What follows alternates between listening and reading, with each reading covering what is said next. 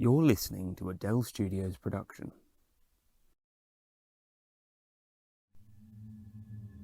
The fog was thick. I live in a rural Welsh seaside town, so it was to be expected on a night like that in mid-February. But that night was different. The call of fog wouldn't usually clear the streets, but now it had. As I looked up and down the road, there wasn't a single person in sight. They'd all remembered and locked themselves away in the safety of their own homes. I hadn't. I'd gotten carried away with the paper on cult cinema whilst at the library and had missed the time, in my own little world until I was seemingly the only person left in the world. Stood in the doorway of the library, looking out on the abandoned concourse, I took a final, safe breath, adjusted the neck of my hoodie, and ventured out onto campus, making sure to avoid patches of darkness as I went. I'd come to Aberystwyth for university in September, and it was a million miles away from what I'd known as home. I grew up just outside of London, where things were constantly busy, people dashing about, crashing into each other, cars packing the roads to excess, fumes filling the air. Things were different here. To begin, the air was certainly much clearer, a whiff of the sea carried across it during every passing second of the day. The roads were quiet and few, and people strolled idly through the town, unless you were a student in a rush. Life was peaceful and calm, until the first death. The day had begun much like any other, with a sunrise. Sunrises and sunsets in Aberystwyth are beautiful, like nowhere else you've ever seen. On a clear day, the sky would paint itself a gradient of blues, with streaks of pale pink and orange burning their way across the sky, and slowly filling it as everything dimmed to a deep blue, and then a black peppered with 1,000 shining stars. Many evenings I'd sat outside with my girlfriend Stella, and we'd watched the sky as it danced and changed. Yet, on that early January morning, the streaks of red plastered across the sky were a warning, a siren broadcasting across the town that something sinister was afoot, and that we should all be very, very scared. A local runner had gotten up early that morning to get in a few miles before work, and whilst idly making his way across the seafront, had spotted something strange on the beach. Unable to quite make out what it was, he ventured down the slimy stone steps onto the rocks, where he found Ellis. Or what was left of him. What he'd stumbled upon was a complete human skeleton, dressed in the tattered remains of a pair of trainers, some old stonewashed jeans, and a grey university-branded hoodie. Ordinarily, he wouldn't have batted an eyelid and would have marked it down as a student prank. But what had urged into something desperately more horrifying was a student ID card still hanging round his neck, and a rucksack containing soaked valuables sat beside it. For a town with a fairly low crime rate, you wouldn't believe the speed that the police descended upon the beach. Within an hour, it had been barricaded off. Police cars lined the seafront like a blockade, and forensics had set up a tent around the discovery. I'd been shopping in town when a fleet of cars screamed past me, making some illegal turns as they bombed it towards the seafront. The next day, details of the event and the identity of the deceased were released to the public. The police announced that, having reviewed the facts of the case, this must be the work of a very twisted individual, which meant they had no idea what was going on. It seemed that Ellis had finished his lectures late the previous evening and headed down the hill back home, where he bumped into his lecturer and they'd chatted about his upcoming essays, and then he was found mysteriously dead just 12 hours later. A vigil was held for him later that week near to where he'd been discovered, and flowers and cards left along the railings, and then we all went back to our lives, before it happened again. Alice was found in the woods next to the accommodation village in a very similar state 9 days after Ellis had died, and then Regan outside his flat 4 days after that, and then Mrs. Lipson and her dog on the castle grounds 2 days after him, Burhan on campus the day after her, and then both Nicoletta and Daffod in the town centre the day after him. The dead were massing faster and faster, and from there on, every morning we woke to the news of new bodies around town. Death had come to Aberystwyth. From there on in, whenever the sun began to set, people would lock themselves away, safe from whatever evil was lurking. It was a truly bleak way to live. "One of the Fleshers is a serial killer," remarked Harry as we sat in the kitchen, picking at our respective dinners. "There's no other explanation for it."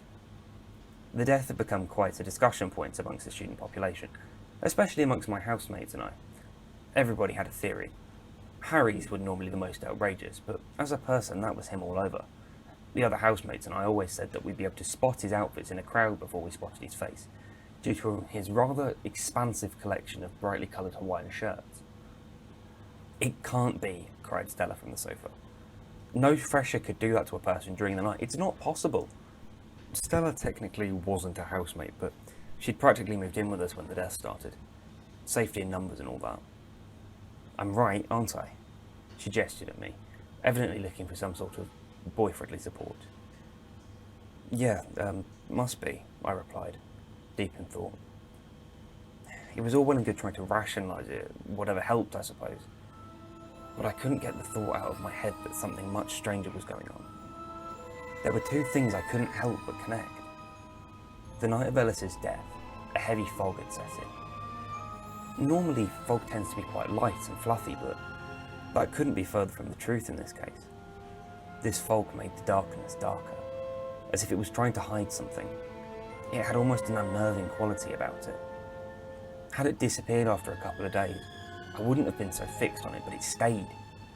As the bodies piled up, the fog remained. It was as if the souls of the dead themselves were lingering in the air. My theory was somewhat different to the others. Whatever was murdering people was no man nor beast. Something was lingering in the fog, in the darkness, in the shadows. And it was hungry. It was this thought that filled my head as I made my way home that fateful evening.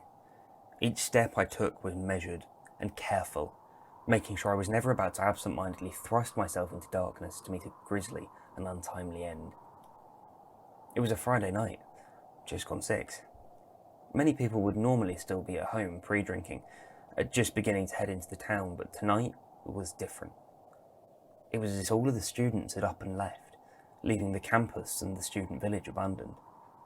The silence was maddening, but I put in my headphones for comfort before I left, or else it would have gotten to me, and I had serious doubts about whether I'd make it home. The walk wasn't long, around half a mile. It would ordinarily have taken me about 10 minutes as a maximum, but that was now much closer to 20. I slowly made my way under a series of well-placed street lamps, which lit a path that should hopefully lead me home. Having made it halfway, I stopped on the bridge that linked the two sides of the road together and peered down towards the coast. Not that I could see it. Where there was normally lights and activity, there was now nothing but darkness. A chill washed down my spine, causing me to shiver and come to my senses. Why had I stopped? Truth be told, I wasn't sure, and it worried me deeply. If darkness suddenly embraced me, no matter for how long, it would be game over. It was at that moment my phone pinged. The timing was so perfect, it almost seemed like a sign from above. I glanced down at the screen and quickly read the message that adorned it. "Where are you?" The message was from Stella. For a brief moment, at the thought of her, everything felt okay again, and then a bleak realization began to form in my head that I might not make it home, that I might never see her again. I wouldn't let it happen. More determined this time, I set off homeward bound once more. I stormed up the path, beginning the incline home, carefully navigating my way through the fog and sticking to the damp patches that were bouncing light back at me. The further up the slopes I climbed, the more confident I became. Nearing the top, I reached a moment where it was almost as if I was under no threat, as if I'd gone back to the before times, as if my biggest problem was going to be having to cook for myself once I got back. It was bliss for the 5 seconds it lasted, before I was stopped in my tracks as I turned the corner onto the home stretch. Lying in the middle of the path, not 20 metres from our front door, was a skeleton, with a bin bag firmly still in its grip, and a tattered Hawaiian shirt clinging to its torso. For what seemed like an eternity, I stood and stared down in horror, grieving the loss of my housemate. Looking up, I realised why he'd made such a foolish decision. On the front of each house was a circular lamp, no more than 30 centimetres in diameter, which came on whenever you were in its rough proximity, and it bathed the path in light. Tonight, however, the lights were flickering. They'd done that before we'd all gone home for Christmas, and had all been replaced by maintenance, and no issue had followed with them, it seemed. Not until now.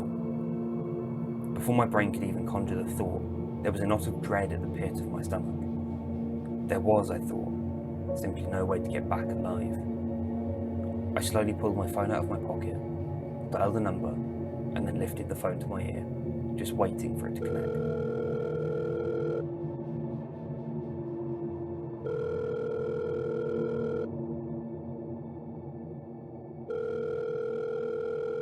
Where are you? Demanded Stella.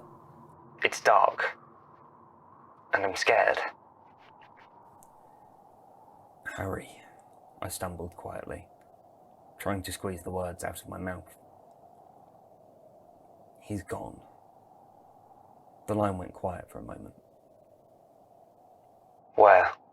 Stella asked, her tone suddenly quieter. 10 houses down. From the other end of the phone, I heard a small sob, and then the dreaded question arrived. Are you stuck? She asked, a hint of desperation in her voice. I stayed quiet. The words didn't need saying, she knew.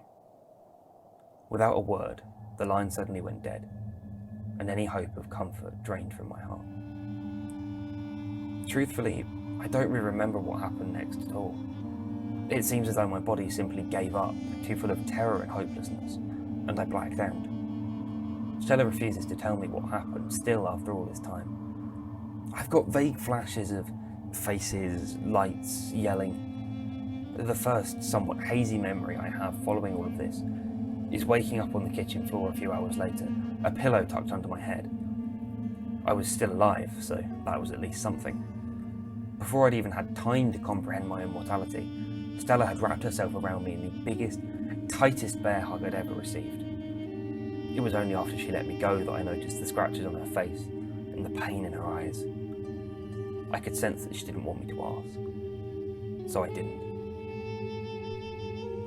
That terrifying night would be one of the last. The fog would eventually leave a few days later and life returned to normal. But those of us who lived through it, we never forgot. For as long as I live, the image of a skeleton wearing a tattered Hawaiian shirt and how seeing that made me feel will be burned into my psyche. Stories are passed around campfire circles and by children on playgrounds about the fog and the skeletons. Truthfully, it makes for a good ghost story, provided you don't believe it. Most people don't. They dismiss it as mass hysteria or a local myth. But every now and then, a fog creeps in and skeletons begin to appear again. It's my belief that as a species, our fear of the dark isn't unfounded. It's a survival instinct, passed down through the generations, a genetic inclination of unfounded evil, because sometimes, when people go into the darkness doesn't give them back.